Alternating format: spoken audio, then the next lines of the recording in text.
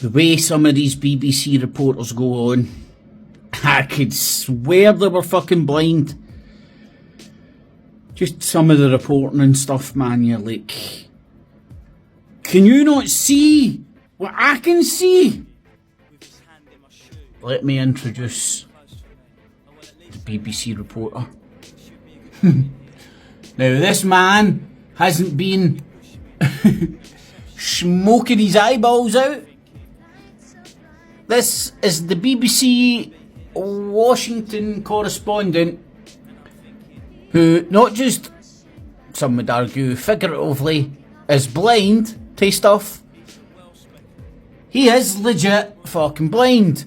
So, as comical as I find this, and I actually do find this comical, and out of all the things that he doesn't have as a human being, I'm going to argue a sense of humour won't be one of them.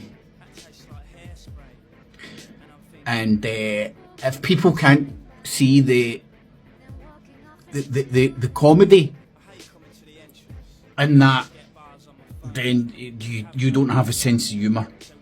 It's like Specsavers sponsoring the Scottish referees. You know, because everybody, fucking hell, referee, you fucking blind! Should I go into Specsavers? Comedy and people's imperfection in their eyeballs. Plus, I can take the piss out of blind people. I'm half blind myself, so I can half take the piss. But am I the only one that finds the comedy value in this, man? Fuck, kudos to the cunt, man. Blind dude, man, managed to become a BBC reporter. Says more about BBC News than it does about that dude, man. That's fucking kudos to that guy, man. But can you be blind and report on the news as you see it?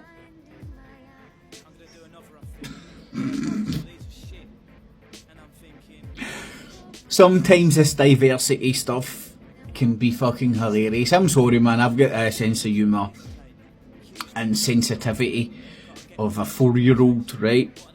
So I find some of this diversity funny. I'll give you just 2 more examples.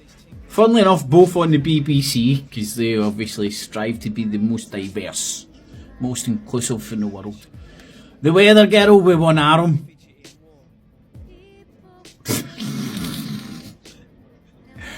They must have made a pedal clicker for her. You know, usually they're pointing with one arm. Over here, and down here, and the front coming up here, and then doing the wee clicker with their other arm, you know, you go through the scenes. I thought that's how the weather men and women worked. Not anymore. So you've got the one arm, I don't know, I've not seen her in ages actually. The one-armed weather girl. And again, fucking kudos, hen. In fact, I'll give you 2 more examples. They've got a news reporter guy. What does he do? He does technology and all that, and he's got no limbs. He's got literally no arms, man. Just like 2 wee stumps, like with no elbows or nothing, no prosthetics or anything. I think he's got legs. And they make him a reporter. Not because he's such a great reporter, because not having any arms kind of restricts your ability to report, I would argue.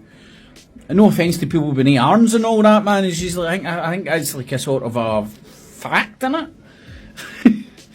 It's like a simple, you get no arms. You go out and do a wee report.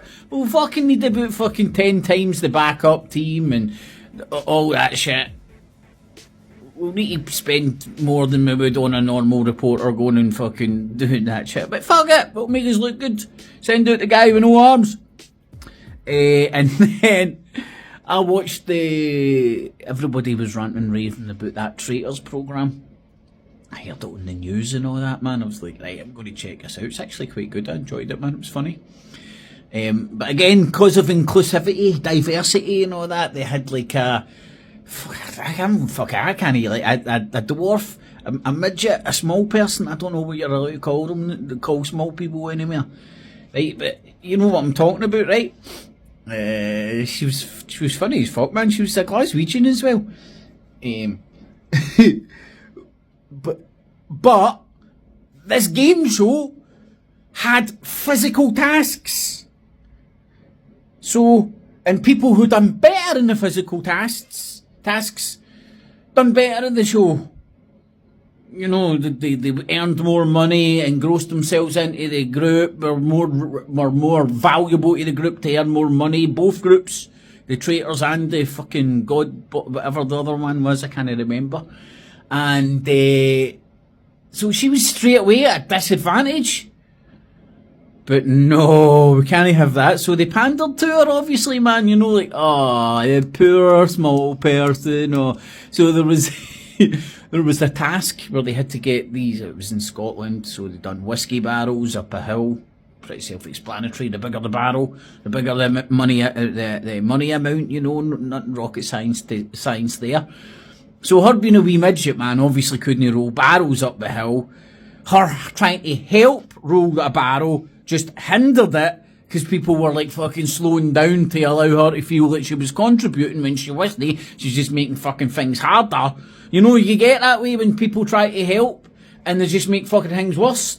That was the scenario here. So whether it was planned or they done this off the fucking cuff or whatever, man, they broke out a wheelbarrow and hundreds of little wee small barrows for her. Oh man, I found that highly amusing and comical. And entertaining. And it was on the BBC. Shh. I know I'm going to burn in hell with Jimmy Savile when I die, because I watch BBC shows and sometimes enjoy them. Oh, don't tell anybody on the internet. Aye, so diversity and pandering to diversity and inclusivity can be comical as a motherfucker. Whether it's legit blind reporters, I don't know. Next they'll be fucking like, come on, we need to let blind people drive. Come on, that's fucking. You're. What's the word I'm looking for? You're being biased against blind people. Blind people can do everything we can. Okay, let blind people drive. And it's like, it's not that the guy's not doing a decent job, man. He's writing out whatever Braille script has been made for him. Do you know what I mean? He's doing nothing more, nothing less than any other talking head does. But to sell the illusion that these are reporters on the front line, that's why they're sitting in Washington, to get it as it happens, not just a bit of paper that they're fucking handed 5-10 minutes before they go on screen. Here, that's what you're saying. That's what you're reporting. You know, so he's more than capable of doing that, but he's not selling the illusion or keeping up the illusion that this guy actually seen what happened. You know what I mean? Like, what if he was in Iraq when George Bush got fucking sandals flung at his head? That guy would be pretty useless, wouldn't he? Yeah, well, I heard a guy shouting in a language I couldn't quite fucking understand, and other people shouting, and then a lot of people, other people saying stuff. So everything I'm reporting isn't first-hand evidence. It genuinely is literally what people have told me. So he's the illusion of him being a first-hand evidence, which is part of the selling you the story shit that the reporters do. That's why they do report from scene. That's why they'll turn up hours after the fact and go, this is where the incident happened. And there's nothing there other than a street. Or like why Charlie Veitch thought it was a good idea to go to the synagogue the day after the fucking terror attack by that jihadi guy. What a name. That Syrian jihadi guy. And Charlie Veitch thought it was a great idea to go to the scene after the fact and just go, that building there is the same building that you've seen in every other report. But I'm here, so it's an illusion. It's fake as fuck. It's like if you're there when it's happening, fair dues. You're like, it's not even ambulance chasers, it's like fucking skid mark chasers. Go back, look, you can see where the ambulance was here. I remember Charlie Veach put a video out of a car crash and he's walking around it going, yeah, it's like some sort of a forensic scientist. What a fucking disgusting ball bag you have morphed into. Anyway, rant over. Diversity and inclusivity can be fucking hilarious.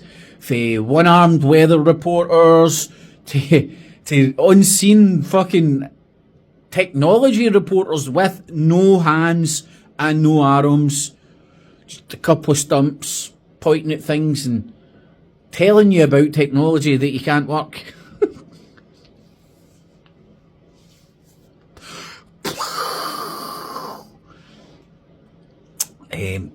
So we stay in a world where you get blind reporters, one-armed weather girls, no-armed technology reporters, and men fighting in women's sports.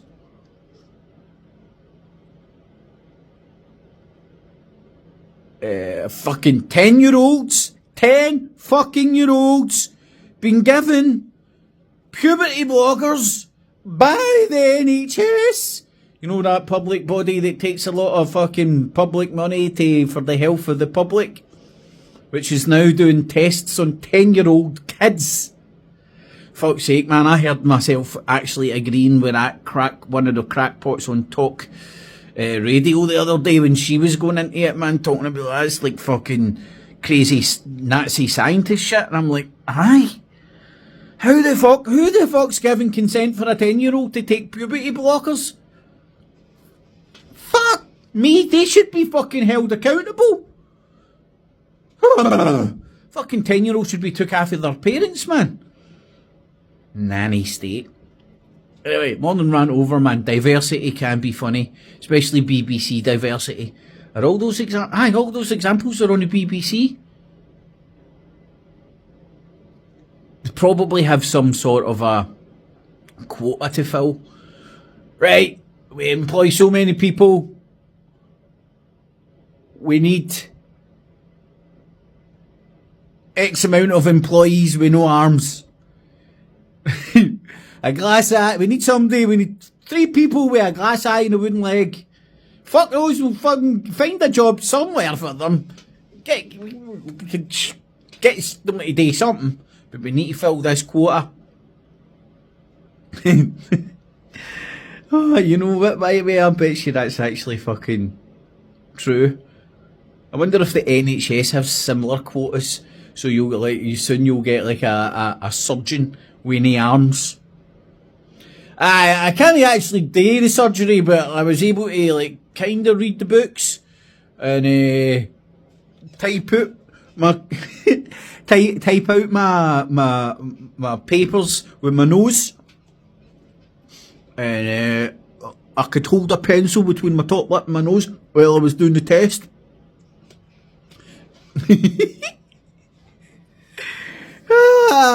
And like all the things that people with no arms, no legs, no sight, etc., all those unfortunate things the human race exhibits.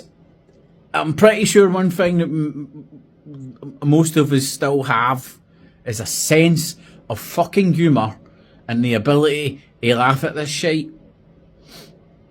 Maybe I'm wrong. Maybe this will upset the people with no arms, no legs, and no eyesight. Maybe they won't be able to see the comedic value in the Scottish referees being sponsored by Specsavers. The comedic value and BBC's Washington fucking reporter having no eyesight.